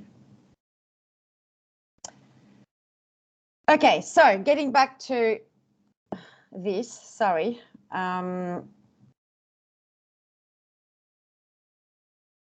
All right, so I think what's really important, as some of you said, team goal, okay? So you need to be working together towards that goal. So you need to be clear as a team what your goal is, okay? And my advice is aim high, because you want to get high marks so that you're competitive. You know, you think about, I mean, I know you're all in a position now, you've got a job, but if you were going to apply for a job later, you want to have very high marks, because you will be entering a competitive market. And a lot of employers want to, you know, like, you can give examples of tasks you've completed. And if you said that for that particular assignment, you received an HD, for example, it's quite impressive. Okay.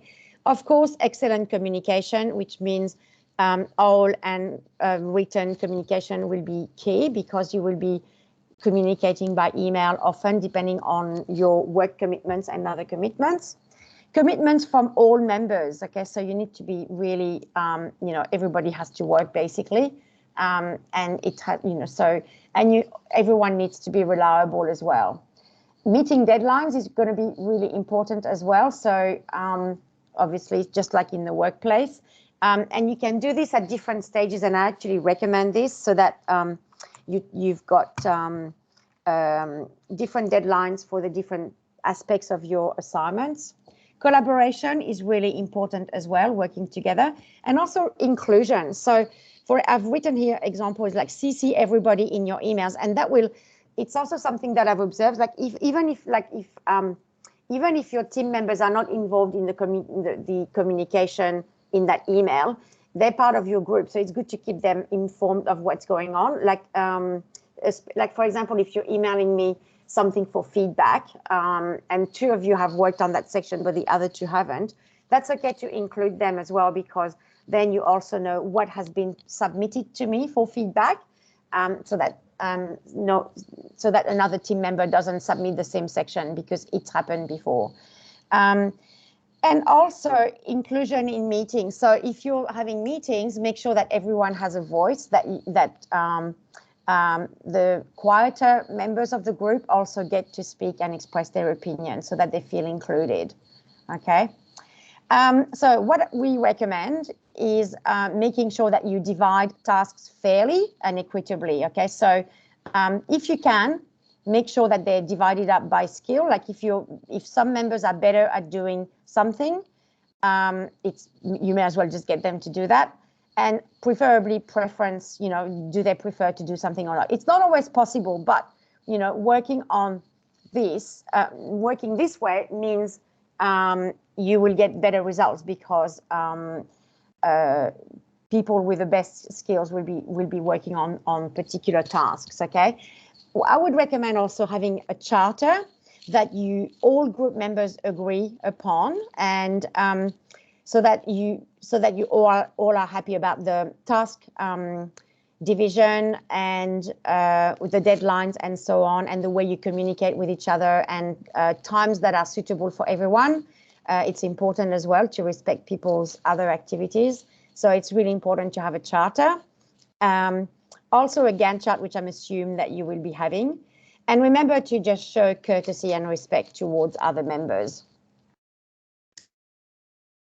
Now, research and reading. So you're going to have to do some of that, and you probably don't have too much to do of that in your positions, but maybe you do. But quick questions. What kind of information do you think you will need to find for your assignments? First question. And do you think you will need to do a lot of reading? So if you can use the chat, that would be really good.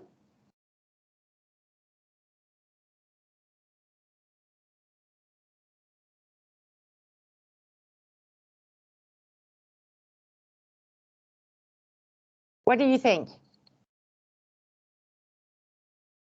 What kind of information are you going to need to find for your assignments? Can you guess?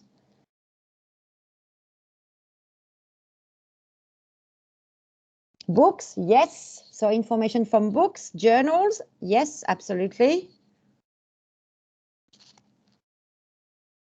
Scientific papers, definitely, with your background, yes, indeed.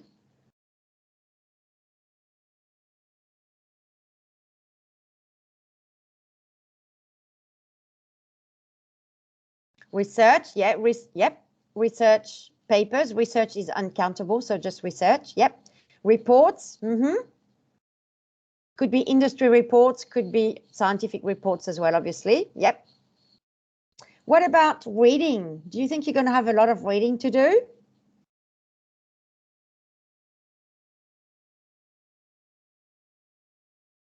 Yes. Yes and no, because there's going to be different types of reading involved. So we're going to talk about this now. So, and I'm assuming, I didn't ask the question, do you like reading?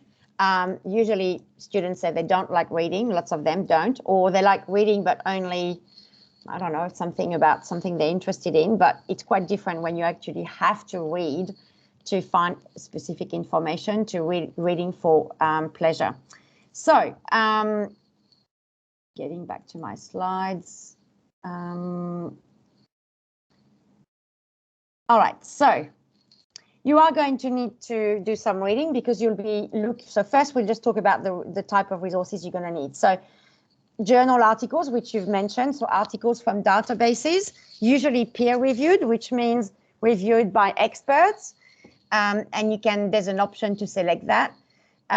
Books and book chapters, as some of you mentioned, but also information from websites, for example, government websites and specific organizations and companies. So you're going to be looking for information on those on sites like that as well. Excuse me. Sorry. The skill required to do this are skills that you already have. Okay, you need to be a critical thinker because you're going to need to check things like the reliability of information, the author's credentials, if there's bias in the reading or in the document that you found. Okay, so you have to be a critical thinker.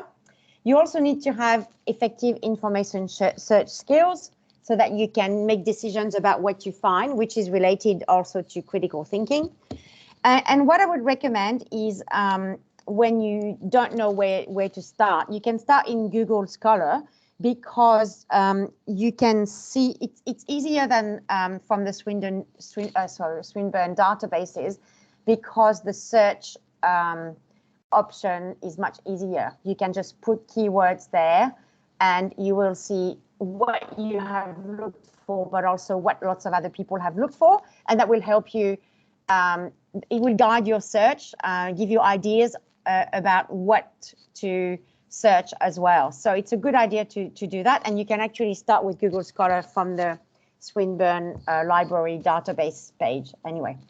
So okay, so of course you're going to have to read, but the thing is that when you read for university assignments and research, you should always read with a purpose. So and your purpose is going to be different depending on what you're reading for. So you're going to be doing a lot of skimming, because you'll be looking for information, checking if it's relevant to what you want to write about. You will check dates to see if they're current papers. You will check the author's credentials, especially if it's on a website. If they're journal articles, peer-reviewed articles, you probably won't need that. But if it's on the web, you will need to be careful. You will need to check for potential bias as well. Then you're going to be doing a lot of scanning, and scanning is probably, from experience as a former student, it's probably what you're going to be doing the most, because once you've decided that the document you found is okay, you're going to be scanning, looking for specific information to use in your assignment. So you're going to be doing a lot of that. And that means you're not going to be reading every single word, okay? So you will be rarely reading articles from start to finish, unless you had to do a literature review, which you will be doing later on in a final unit, but you don't need to worry about this right now. And detailed reading, when you read every word, will be only sections of a particular article or chapter to get a better understanding of a particular idea, and so that you can also paraphrase that particular sentence or those particular sentences effectively without changing the meaning, okay? So what I recommend is always read with a pen or a highlighter.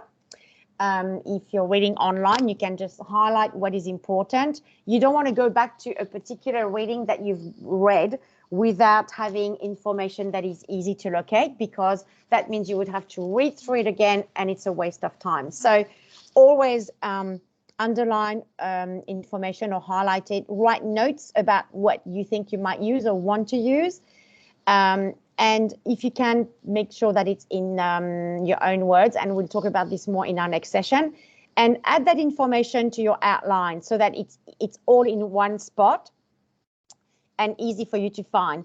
And include also citation information, especially page numbers, because you're going to be using the Swinburne Harvard referencing style, and it requires page numbers for everything except when it's the main idea in a chapter or a book.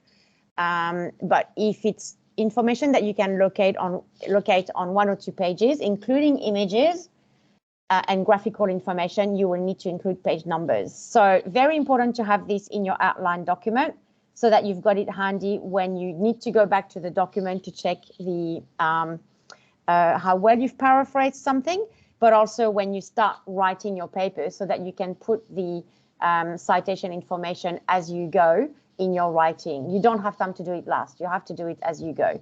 And we'll talk about this more later, but it's also related to research and reading.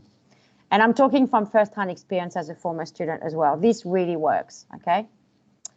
So language skills. I don't know, are we okay with time? Yes, we are. Okay, so what would be the expectations regarding language, do you think, with your assignments? So can you just tell me in the chat, please?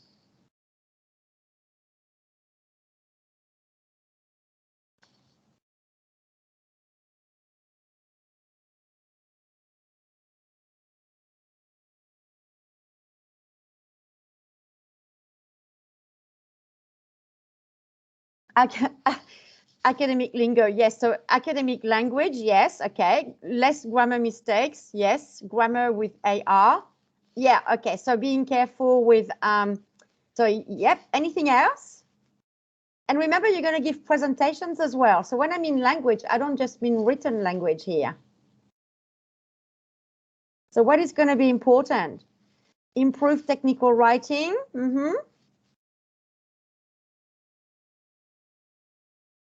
What about presentations? When you've got presentation assignments? Simple to understand. Yes. Speaking skills as well would be important. Yes.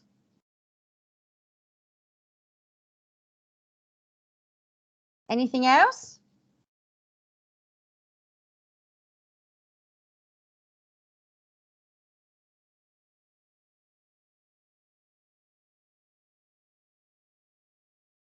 Confident to present without making mistakes. Okay, so mistakes are okay. It depends on the kind of mistakes, okay, but and less wording on the slides. Brilliant. Okay, so I'll talk about this a bit more later, but register, yes, obviously. So language that you use will be important, and we're going to talk about that and cover topics, making sure that you cover the topics given. Definitely. Okay, so let me try to get back to the slides. Okay. So with language, whether it's written or oral, it will have to be clear. Okay. So, and that means you may be making some mistakes. Okay. So remember, there's a lot of non-native speakers, and in fact, native speakers make mistakes as well in, you know, when they speak and when they write as well. So it, but your language and the content and the message have to be clear. Okay, you need to think about the audience and keep readers in mind. So who is your audience when you're giving a presentation, and who are your readers? And this is important because you're going to be giving presentations to people in industry who may not be engineers. Okay, people like myself, for example. So you have to think about who is going to be reading your papers, and to a certain extent, it has to be formal, and you're going to be using some technical language, but it has to be clear to non-experts in your field as well. Okay, so, and this is quite important. Obviously, it has to be concise, and depending on your language background and the way papers are written in your first language or second or third language, some of the students we work with, you know, English is their third or fourth language, not just second.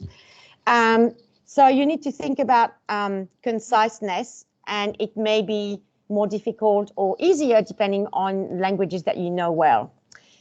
Language accuracy will be important because it helps content clarity, and it means that there's no risk of misunderstanding. So that would be really important as well, checking grammar, word choice, spelling, and punctuation. And you will be able to come and see me or see other LAS advisors to get help with improving on this.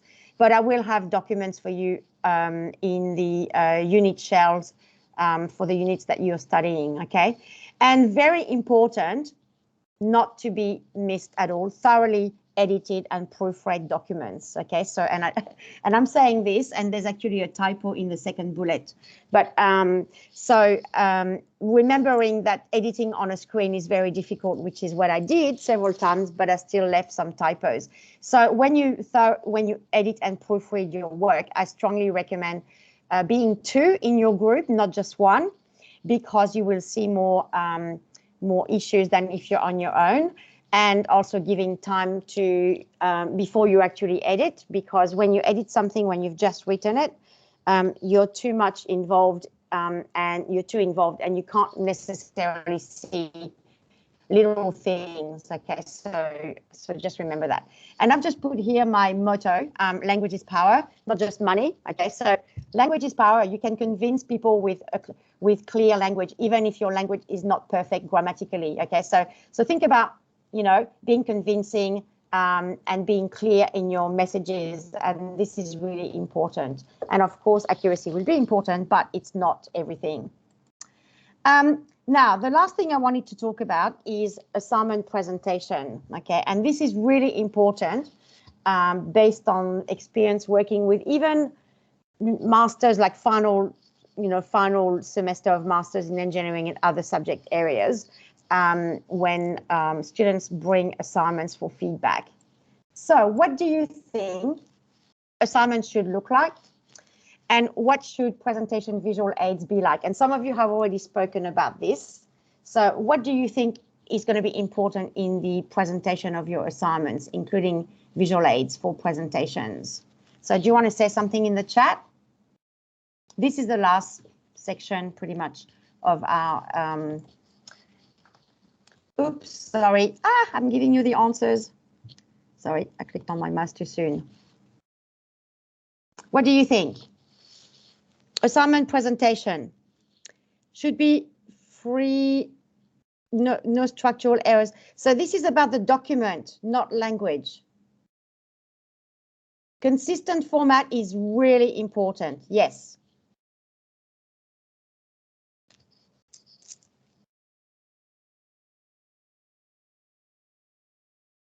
Anything else? Someone mentioned few words on slides, which is really important. Clear and easy to understand. So the layout should be clear and easy to understand. So if you think about your visual aids as well, or graphical information in reports, making sure that it's all clear. But if it's more about the more pictures, okay, if they're relevant pictures yet, but yes, but what about, so consistent and clear probably are the main words here. Less words if it's for slides, yes, or fewer words. Yeah. Okay, so that's more about language, but the consistency will be really important. And also gestures is when you speak. So, yep, okay. But think about a professional layout as well. Okay, so this is a professional context. So you'll have to think about that. Okay, so let me just go back to my document if it lets me. Oh, sorry. Okay, so basically you need to make sure that your documents are consistently formatted, that they look professional, they are easy to read as well. And I'm saying this because some reports are too cramped, so you want really something that is easy for the reader. Okay, so enough spacing but not too much, because you want something that is sustainably formatted as well.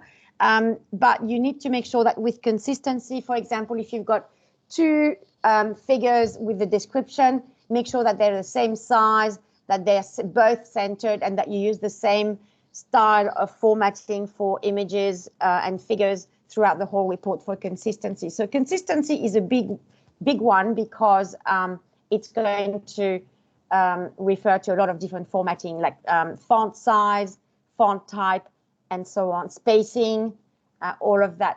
If you're using Justify, making sure that all the text is justified except the reference list, because otherwise, and tables, because they will go out of whack, or the words will be spread across lines. So consistency really is really important, and the fact that it should look professional. So be careful if you use graphical information, make sure that it's professional, not, so I'm just saying Mickey Mouse as an example, but, nothing humorous, because it's a formal context. Okay, so same as work. And think about the readers and your audience. You want to impress them with a document that is professional. Okay, so of course be very thorough when you format your documents. Okay, now the last thing is the support that you're going to be receiving when you're doing your postgrad certificate. You can get individual or small group consultations. You can also email me directly because I will be embedded in the units that you are doing. So that means you can just contact me directly. You don't have to make appointments if you don't want to. But just bear in mind that LAS services operate only during business hours. So you'll need to plan. So from experience working with the previous cohort who was doing the same course as you, students were really organized. They planned early to, looking at when they had deadlines, and they submit in different sections of their work as they wrote those papers, which is much better because it makes it easier for you. It takes the pressure off. When you get feedback earlier, you can address potential issues, and that means it will be a lot of time saved for you rather than doing it at the end with a lot more changes to make to your assignments. You can also attend LAS workshops, but I imagine that you probably won't have time for that because you'll be too busy. And there are also some self-paced modules that you could complete. They're 1-hour ones that can help you. So you could potentially do that. And the good thing is that you would get an e-certificate. So you could just keep that as evidence that you have completed those modules. And other support that you can get, and I will be putting those resources on Canvas in all the shells that you are enrolled in. Something on avoiding plagiarism and with examples of how to quote and paraphrase and tips and strategies to do that. It's probably the one that you're going to need the most when you start. Bearing in mind that the examples will be focusing on Swinburne Harvard, and the Swinburne Harvard referencing style is not the same as the standard Harvard one, which means you can't use online tools. Okay, so you'll have to do it yourself, or you could potentially use EndNote, but EndNote is not foolproof anyway. So in a way, I think you're better off just doing it by yourself. That's what I did even for my master's. So I didn't use a tool, I just did it by hand. And even now when I format something, I just do it by hand. So there will be something on presentation skills and visual aids, report writing skills, obviously. And also there will be a document to help you with editing and proofreading your assignments effectively as well. Okay. And if you need more help with these, so these are just documents you can download, but obviously if you make a LAS appointment with myself or one of my team members, we can help you with specific areas that you feel you need help, especially if you, so they like things like listening skills, improving on grammar accuracy. We can do this when we talk about your writing in your papers, but with speaking, you can also get more tips on your specific requests and based on your language background as well. So one-on-one appointments are really good for that. So that's about it for me. Yes, so thank you for listening, everyone. And I'll see if I can just turn my camera back on. So basically, I'll see you, I think it's mid-September. I can't remember when the next one is. There's another workshop. Hopefully we'll be on campus. Well, maybe not now. But I'll be doing another activity with you on paraphrasing, which I know you've asked Adam about. And it was meant to be on campus, but the way things are going, I'm not sure. It might just be on Teams again. So I would say that's likely. Yeah, it's likely to be, yeah. Because with you, they're doing professional writing, but they're not doing anything on referencing. Am I right?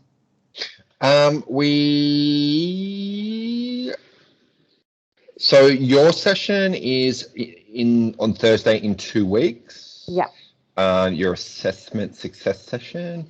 We're doing some paraphrasing and some other referencing sort of activities, but not in the same sort of level of depth like that you've just covered. So okay, all right. We do have a couple of Yep. Okay. So I don't need to focus on direct quotes, just paraphrase quotes and like choosing synonyms and changing word order in sentences and things like that.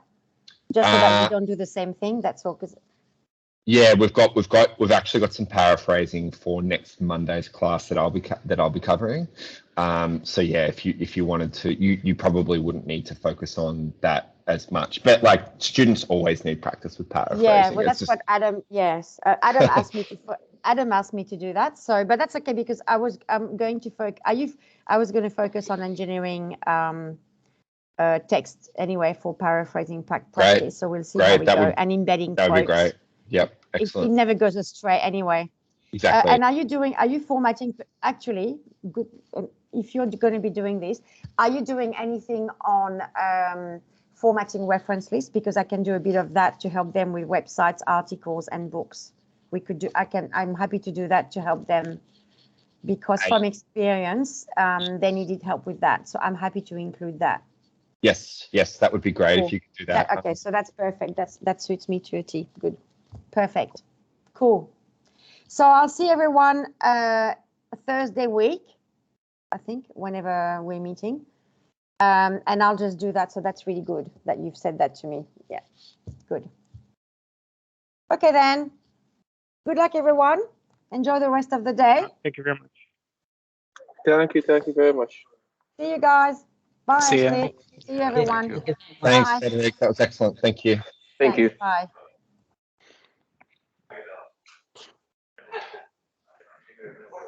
All right, guys. Thank you so much for your participation today. I will upload the recordings onto YouTube, and I will send those links. In addition, I will send the document that we were working on before. Excuse me. As always, if you have any questions, please let me know. If you could please finish, Alfie, if you want to put your survey link into the chat, you can. Yeah, please.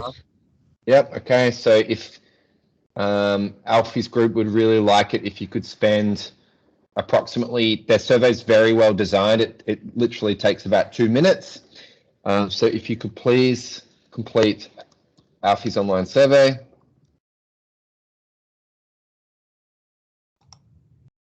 Okay. Yeah. Any other questions? Thanks, Ash. Awesome. All right. I'm going to stop the recording now.